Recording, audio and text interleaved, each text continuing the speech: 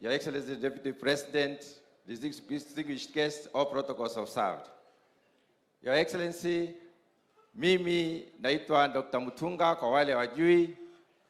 Kwangu ni hapa jirani, Tigania West.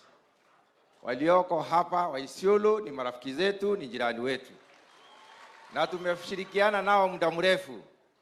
Your Excellency, tunakuanga na changamoto kidogo kidogo, lakini si changamoto mbaya.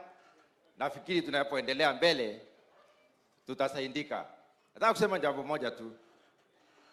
Your Excellency, tuko na uzoefu wa ufugaji. Kwa hivyo hata sisi ni wafugaji. Lakini kulitokea changamoto moja mwaka jana. Nasikia kiangazi ilipozidi kuna mahali ndovu wanawekwa pale shamba. Sijui kama ile lango lilichomeka, walipitia hapo na wakuja peke yao, walikuwa na walinzi. Na sisi tukiwa wa Meru huwa tunaangalia, tunajaribu kutambua haya mambo na tukaona kuna shinda. Na walikuja na vikaratasi.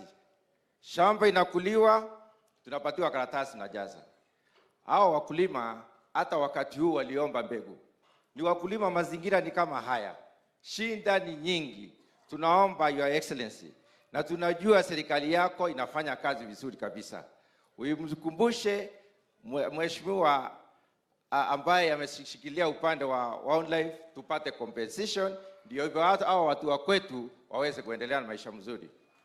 La mwisho, Your Excellency, Kanini Kega ni rafiki yangu, alikuwa chamani wangu kwa kamati moja. Na alipokuwa pande ile alikuwa ananiambia, Mutunga wewe kaa huko, lakini mimi nakuja na utanikuta mstari wa mbele.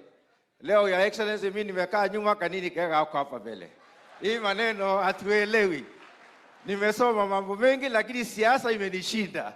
Kwa sababu najaribu kuangalia, sijui alikuwa ameona nini. Nafikiri Kanini nitakuita kama consultant wangu nielezee haya mambo yanaenda namna gani. Lakini Your Excellency, tunataka kukushukuru kwa jambo moja. Wewe umefungua mlango na ukasema serikali ni serikali ya Wakenya wote.